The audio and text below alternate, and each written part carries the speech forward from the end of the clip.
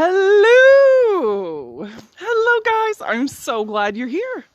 Welcome. I'm going to pretend, because I'm going a little stir crazy, and I really wish you were all here live. I'm going to talk to you like you are. So hopefully some kids have been able to gather around and spend some time with me at the farm. There are some kids on here that I have spent time with before, and I want to say hi to everyone at Plays. That's a local group called Parents Lending Autistic Youth Support. And I want to say hello and dedicate this first live farm tour in something that I hope turns into an educational series. And I'm dedicating the first one to someone really, really special. And I hope that she can watch tonight. So this goes out to you, Candice. Mwah! Candice is someone that I miss very much, that given her druthers would spend every single weekend of the year here with me. She comes when it's minus 36 degrees Celsius, that is. She comes when it's plus 36 degrees Celsius. She comes in the rain and the snow. And she comes when she's happy or sad or scared. She comes and she shares. And she has taught me the meaning of the word brave over and over again. So welcome to everyone. This is dedicated today to Candice. I'll talk to you more later about the quality of brave and what that might or might not look like. And I'm going to get moving into the barn. So here we are. Come on in through the gate, guys. Hopefully you've been properly attired for your visit. When you come in real life, there's mud everywhere, and you don't want to worry about where you step. So come with boots, or I'll show you where. We have a few to borrow. So welcome to a barn that's been here. This barn's been here since 1980. Another version of it was here when my parents moved here in 1969. And this barn has hosted pony club things for the North Bay Pony Club since about that year. So this barn will look familiar to a lot of people who have been here for camps. It's kind of between seasons right now, but come on in. We call this the tack room. Tack being equipment that we use mostly for horses. So tack is saddles, bridles, that sort of thing.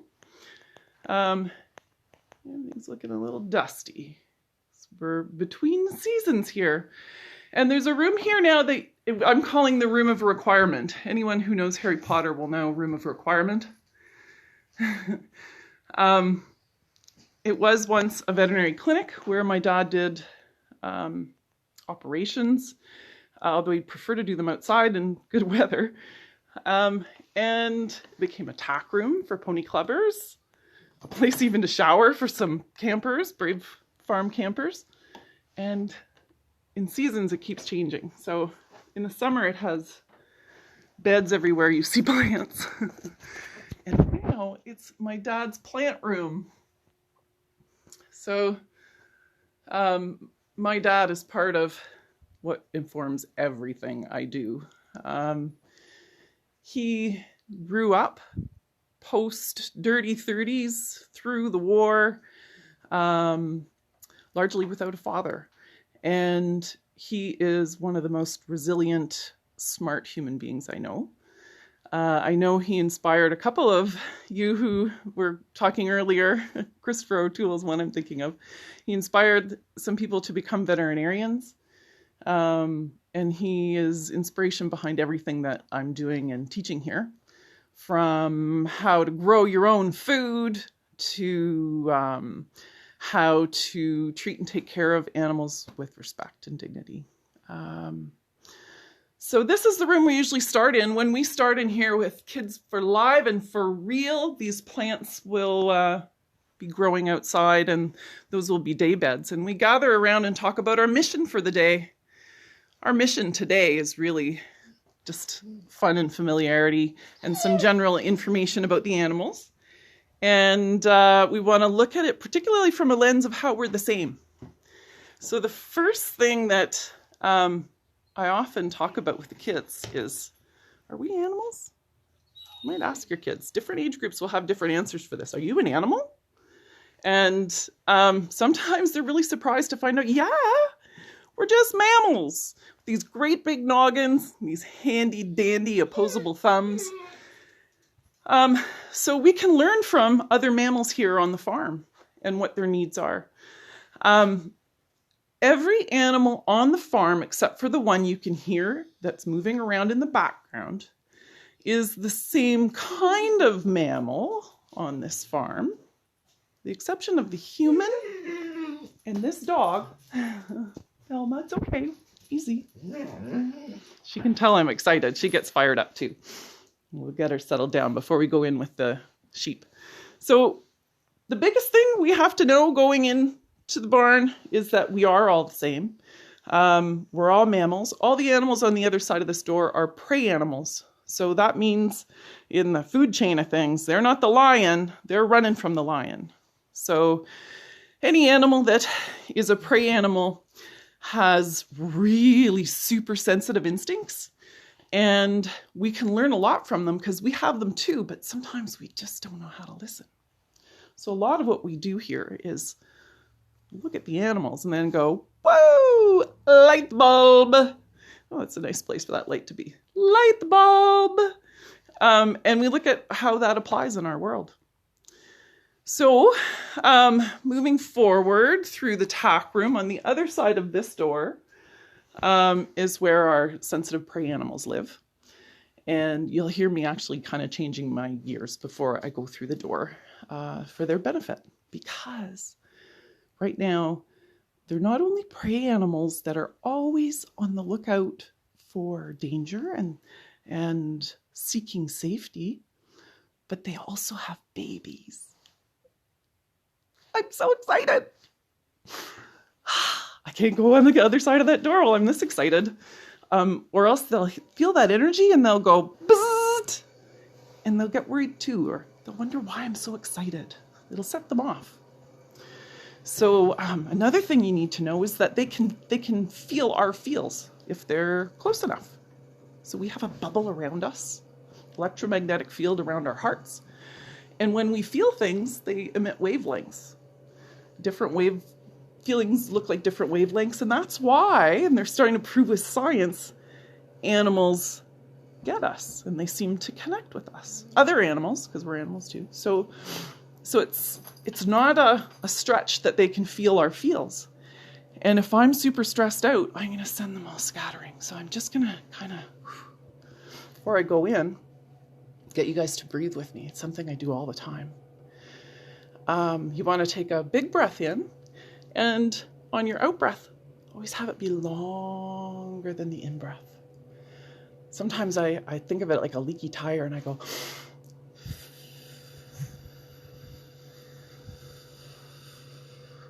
some people like to count. If you're a counter, try a count of 4 on the in breath, 8 on the out breath, and see what happens. If I want Thelma to calm down before I go through the door, I kind of breathe like this. And I found it was something that before some mentors actually taught me about this, that I did automatically when I was taking care of animals as a kid. So I used to take care of all my dad, who's a vet. I used to take care of all his patients who were hurt, here for maybe injury treatment, and I would take care of them. So if you're talking to the animals, you'll hear me talking to them in long, slow out breaths, tones we call prosodic tones, so they can read my body language. And now I'm ready to go in and see them. So I'm going to bring you with me, and we're going to do a little bit of taking care of the animals together. Most of the jobs I did already because I'm one-handed right now. I'll figure out how to do this hands-free, and then you guys can help me clean stalls and see what's totally involved. You get to do it without the smell-o-vision, which is nice. So we're going to go meet some lambs and some mothers, and I'm going to try to make sure that whatever we do, we don't upset them. And I'll try to show you what they move like and think like. I'm going to tell Thelma to sit so she shows self-control, because she's the only predator on the property. She can make these prey animals nervous. Here we go. Okay, Thelma. All right. So on the way in the barn, We have chickens to the right, sheep to the left. Where are we going? Chickens? Sheep? I think I'm going to start with the sheep because you guys know there are baby sheep here, right? So we'll go have a look in the first stall to the left and we'll do our first inspection and see if we find any babies. I'm going to make myself small so I don't scare the mama. I'm going to keep my voice low. And I'm going to bend down and keep the dog back. Sit, Thelma. Thelma, sit. Good girl. And see if she'll let us look at her babies. So her instinct is going to be to get between us and her babies. If she shows any signs of stress, she'll usually show it by stomping her foot. Stay back, Thelma. Thelma's trying to get in. Stay. I make sure I breathe in long, slow out breaths. They don't like really direct body angles, so I'm trying not to face her square on with my body. I'm on an angle. And they don't like a lot of eye contact, so I try not to look them square in the eye. I don't know that you can make this out, but there are a couple of little babies there, and I'm going to get closer if she doesn't protest. I will try to get better cameras for the future and lighting, but there's a couple of babies here, guys. Here we go. Okay, Mama. Good girl, Mama. Good girl, Mama. There's another little one in the corner. Oh, I'm so excited. Oh, I've been facing it the wrong way the whole time, you poor things. Okay, you're with a complete amateur here. I don't know what you were looking at. That's hilarious. You're now looking at the sheep. That's hilarious. So there they are. Sheep gestation period, that's how long they're pregnant for, is 5 months. These ones are 1 day old and there's a set of triplets.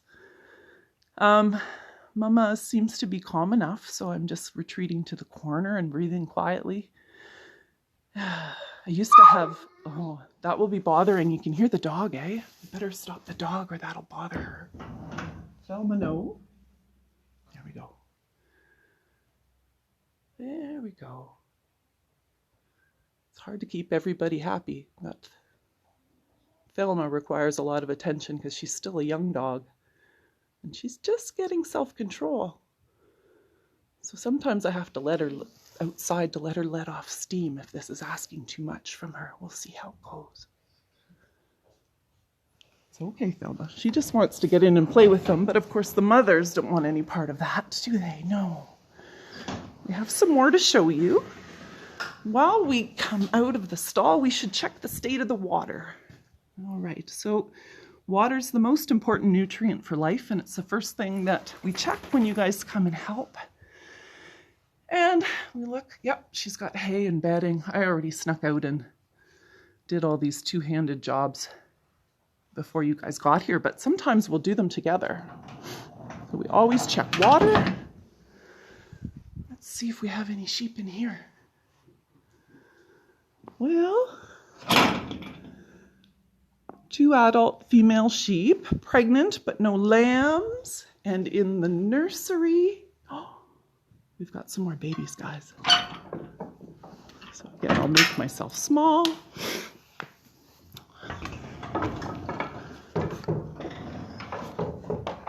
Hello. It's okay, Mama. You're okay. Hello. That's Maxine. She's quite curious. She'll come right up and sniff us. Hello, Maxine. So some of the sheep are tame and some aren't. Some have had more handling than others, and the babies learn the behaviors from their mothers. So her babies are very quiet. Hi, Maxine. This is Maxine's 2nd year being a mom. Last year she had 1. She was quite young. Hello. And this belongs to my son, Max, little sheep. So where are our babies? Can we come in, Maxine? Atta girl. So we come in. I used to bring kids in with me, and they would, that's it, practice the same quiet body language, the mothers would, even some of the wilder mothers, would let them come right in. Oh, Thelma. Candice could sit and hold lambs by the hour. That'll do, Thelma. Let me see if I can get up closer to these guys. Thelma, that'll do. You don't seem to mind, so you're all right. Thelma, that'll do. Hello, babies. Oh, I have a baby. Hello. Hello. Aw. The mum Maxine is just, well, she's starting to worry, so I'm going to put her baby back down again. She's pacing around. There we go. It's okay, babe. There we go. That's okay. I picked her up for a moment. It worried her, so I put her back down. Hello, sweet baby.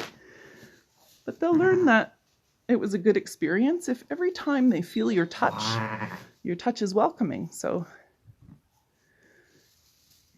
if you are wanting to touch an animal, the best thing you can do is be slow and still. Breathe long out breaths and invite them.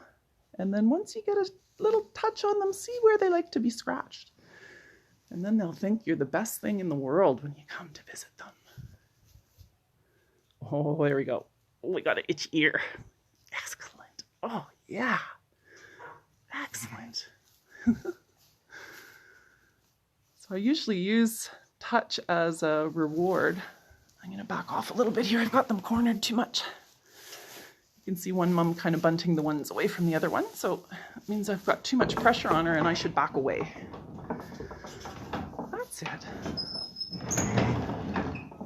Atta girl. There we go. Don't want to cause them any more stress or they won't want to see us next time. So far that looks like it was a good experience. They're still coming towards me for more. Hey babies. Hello. So I use my hands primarily as treats for all of my animals in their training. I used to have no problem hand feeding treats to my horses, but if you have many people working with your horses and some vulnerable people working with your horses, little people, if the horses start to nudge and look for them, it's really intimidating. So I've stopped hand feeding.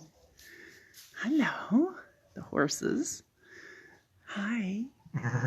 And their rewards are all about finding the itchy spot and scratching it, or giving them a massage, or making them feel better in some way. Hey guys. Hello, sweet baby. We should check your water bucket while we're here. So they have a bit of hay, their bedding is clean. How's the water look? Oh, we're gonna have to get them some. Oh, good, that's something we can do together. You guys can help. All right. So I'll do that right away while I'm thinking of it. I've already got some water lined up here. Back in the tack room. Because, I'll ask you guys this next time, what's the #1 nutrient important for life? Water. So it's got to be clean and fresh for them at all times.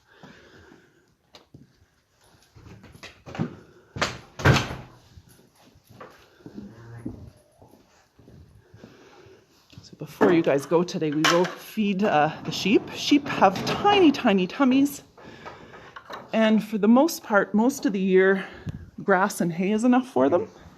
You can actually cause them trouble by overfeeding them. But when they are feeding their babies, lactating, making milk for their babies, they need some extra help. Thelma, that'll do. Stay down. Good girl. And we are going to have to feed them some barley before the day is through.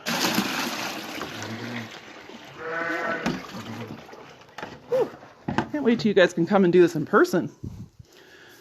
Then I got kids helping. I don't have to lug it by myself. All right. So there they are. They've had a visit from us. They could probably use less stress. We'll feed them before we leave today. And we'll let them settle. You guys want to see the chickens? I want to see the chickens. So before we go in the chickens, we should get the basket. And see if we have any eggs. I always knew when the chicken stall was too dirty when I brought Candice in, and if Candice's nose told me it was time to clean, it was time to clean. Candice has a very sensitive nose. Now these guys, you guys might be feeling cooped up at home. These guys are going really cooped up. And do you know that's the origin of the saying cooped up comes from chickens hating to be locked up all winter. And then they get all crazy. They do all kinds of crazy behaviors. So here we let them out and roam around. It means that even though I promise you that floor's swept, it ends up stained like that, but oh well. We let them out. Thelma back. Thelma, come here. Yeah, not a girl.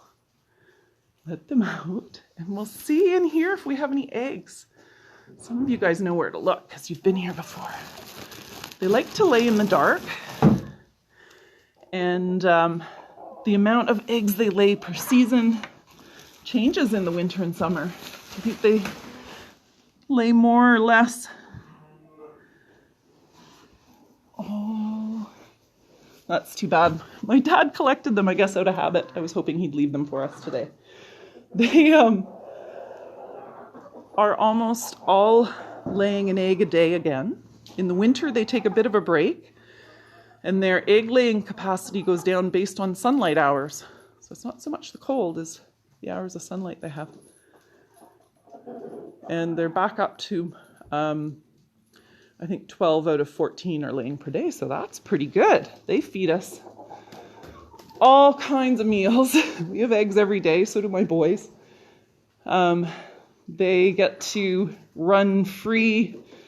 Easy, Thelma. They learn to run free around. Come on, Thelma.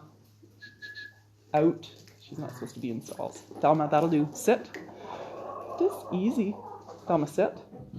Good girl. Oh, she's excited. Easy, Thelma. So the chickens. Easy.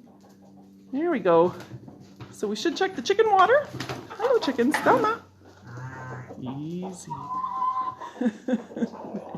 Okay, there's a predator around that's changing their behaviors immensely, and I have to keep kind of reining her in. Thelma, because she's a very enthusiastic young dog. She's only about 1.5 years still.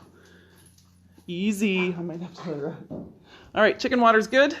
I bet you guys wonder where the horses are too. We have horses here too. Thelma, let's come and get the horses, and that can let Thelma let off steam so she doesn't drive the... There's some more sheep. These guys, is that not the widest sheep you've ever seen in your life? It's just the fluff, I promise. I'm fluffy, I can't help it. And this one, I want to do a cartoon face of so badly. I love her face. Her eyes are permanently surprised, and she has a beautiful overbite. And I think her name is Penelope. Hello. I was just deciding a name for her. Penelope it is. I love this one. She hasn't lambed before. She's due. She is pregnant, and we're waiting, and I love her face. All right, let's see where the horses are, Thelma. Out the back door. So horses are the world's largest prey animals. So they are designed to scan for safety and are hardwired to always be looking for safety. They are meant to live in herds. This is a very small herd of 2, which is your absolute minimum. And they take comfort in being together. Oh, they're going to come in for us. That'd be nice.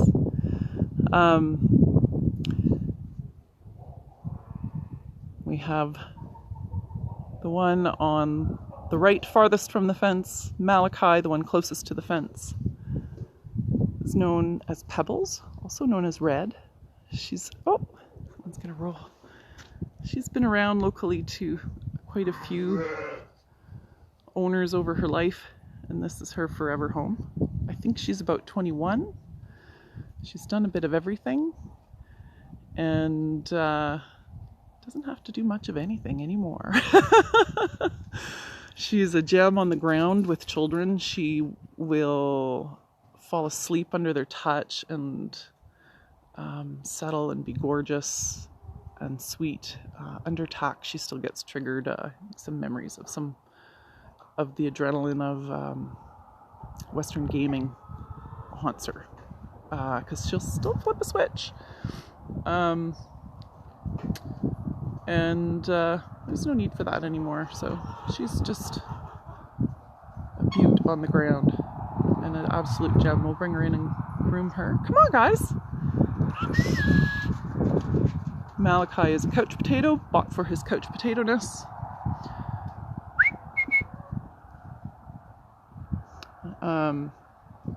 And we'll call them in soon. If I get the green, they'll hurry up. So maybe we'll leave Thelma running like a maniac so she doesn't bother us.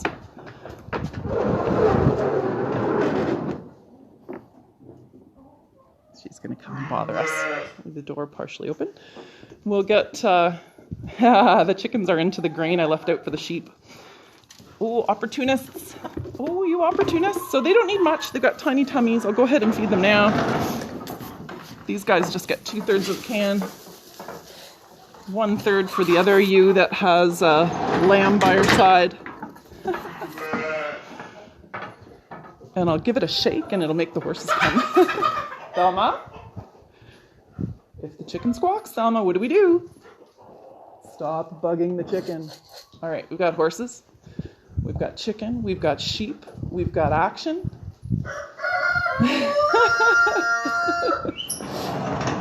Horses in my world now can live out as long as the weather's fine. These guys come in largely for diet control because we've got one. He was pushing through the door. Devil. Who needs a diet perpetually? The other one who needs food perpetually. Oh, those devils. They're in.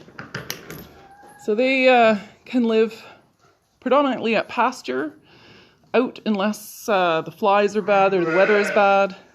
They're more susceptible to rain, cold rain, than they are to the kind of cold winters we get up here. I have to keep that closed to keep the heat in. So horses grow thick coats and we let them get fat like this fellow here. And then they're good to -30s in their team. Okay, we'll ship you down to Florida. See how you like that? He'd be a little hot if I shipped him to Florida. I used to train up here through winters and go down to compete. And we'd have to shave them. They grow this beautiful coat for winter to keep them warm. And it's only a problem if you need to work them so hard to get them sweaty. It may surprise you, but I don't need to work this guy that hard, but he sweats. So we let him grow a thick coat. And he enjoys living out more than anything. Sorry about the bad camera work. There we go. Back in the old days when I was working horses for sport, I would get them really fit and they'd work hard and sweat and I'd have to clip them or make sure I dried them with towels and coolers. We always want to make sure we balance what we're asking for them, from them, and take care of them as naturally as possible. So it's best for their mental health and for their diets. Keep it as close to nature as possible. Hello, this is Sweet Pebbles. Hi, Pebbles. Atta girl. So when the kids come, I'm not sure whether I can manage it today because I'm one-handed with the camera. We usually get in here and we make a grooming kit. I do have all the brushes ready. We could do a little bit of grooming and then see where we get to.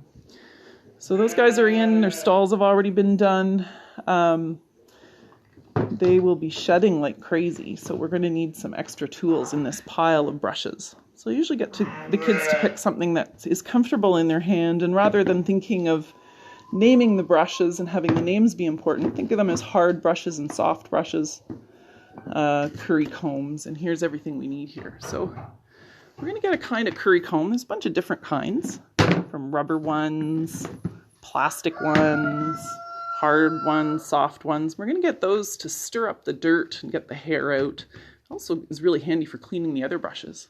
We're going to get a hard brush, a soft brush, a comb, which we may or may not use because we only do their tails if they've been freshly washed, so we don't pull out any unnecessary hairs. It takes those poor horses 5 years to grow tails all the way to the ground. And they need tails for flies around here in the summertime. So we don't always brush out their tails. So I'm going to grab my favorite things. My horse loves this because she's very sensitive. I'm going to do Pebbles, who enjoys grooming the most. Malachi tolerates it. And I'm going to get my favorite brushes. That's a hard brush. Hello, you can hear the sheep. That's a nice soft brush. Hoof pick. Comb. And if we feel like it, we might do some tail work, but I only have one hand, so we'll see how this goes. So hello. Hey. Can learn to groom for a bunch of reasons. Grooming is really good for developing a relationship with a horse, setting the tone before, if you're a rider, before you ride it. It's good for having your hands on them and discovering if they're sore and keeping track of how they're feeling in their bodies. Keep your hands all over their bodies. It's good for their skin and hair. And we can groom for cleanliness, but we can also groom just to kind of get to know them and make sure that they enjoy it. And they enjoy the way we touch them.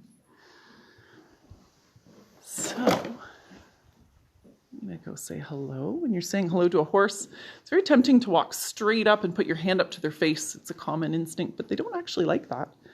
So I'm coming by her shoulder here over by the side. My hand is reached out, so she's reached to meet it.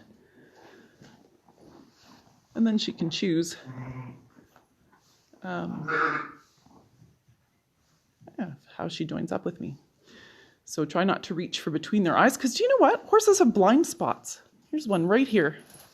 I'm currently in her blind spot. So horses are the ultimate for looking out as prey animals. They're set up to look out for predators. Their eyes are very wide set. They have this big, wide forehead, that huge intelligent brain. And it means they've got a blind spot right here in front of them and another one behind them, straight up above and straight below their bellies too. So when we're handling them, we shouldn't just pop into their blind spot with a hand, should we? We should come over here. Hello, by their shoulders.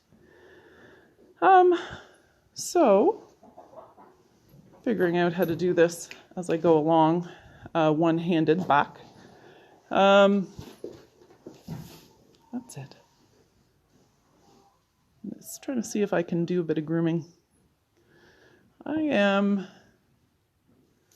going to do her in her stall because I'm not quite prepared for the how to halter a horse lesson with one hand on the camera. I'll figure this out as I go along. So I'm going to grab my box. I'm going to make sure I don't duck under the ropes because it puts you in danger if your head is down. Just dropped that over. I've got just a stall guard hanging for her. Hop in. Yeah, I'm just going to ask for a bit more space back. A little pressure on her chest, pressure and release, and she'll move away. Good girl. And we'll see how she likes to be touched with the curry comb. So, my grooming kit. Curry comb. Hello. She's very sensitive, so it's a soft curry comb.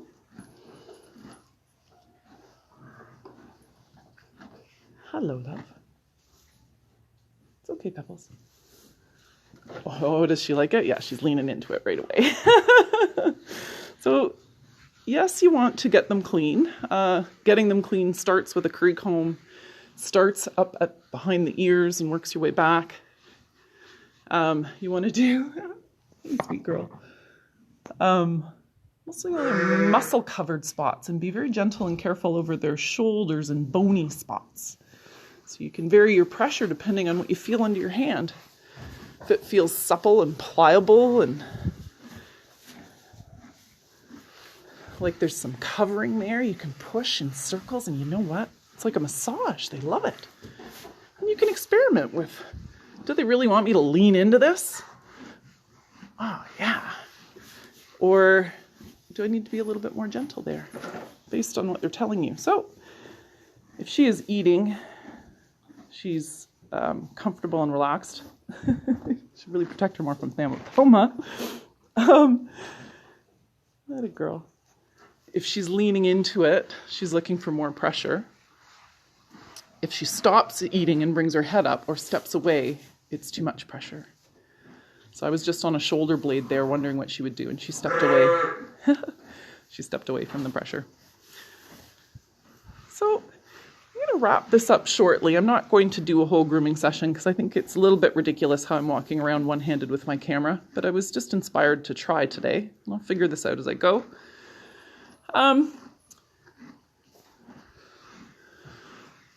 So after a good currying, let's pretend I've done the whole body. I'm going to skip little parts today.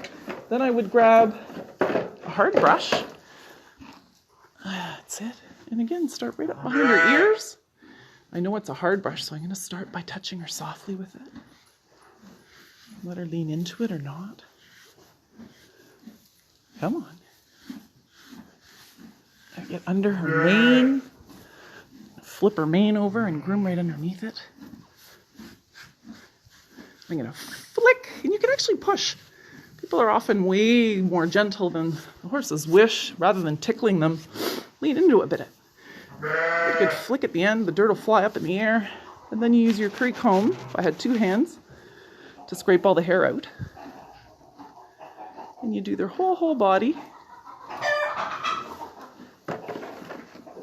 Finishing up with a softer brush.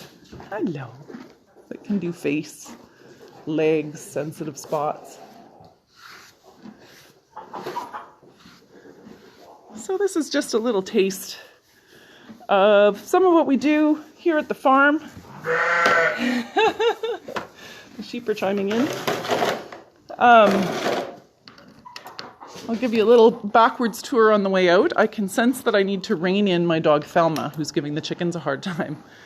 Thelma, easy. Easy. I think it's too late. They've all saved themselves and run back into their stall. So thank you for coming. Before we go anywhere, we should always check all the doors.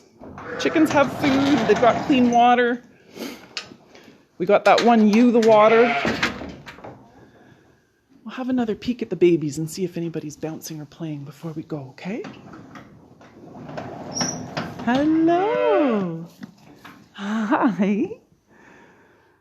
So these sheep all have different personalities. I asked you to think at the beginning about how there's some things that are the same or different than us as humans. We have some friendly, playful sheep. We have some shy sheep. We have some curious lambs that are busy and bounce around. And we have some quiet ones. Hello. We have mother lambs that want to get between what they might perceive as danger and their lambs, just like our mothers would want to take care of us. We've got all sorts of parallels between our homes and these animals you guys will meet at the farm. And I hope to figure out the camera work a little better and spend some time showing you how to catch a chicken in a way the chicken is okay with. And showing you how to do some of the care. So we'll figure this out as we go along. I'm not in any hurry. And I'm glad to see so many of you out there. All right, Thelma, say goodbye. Thanks, guys. Love you all.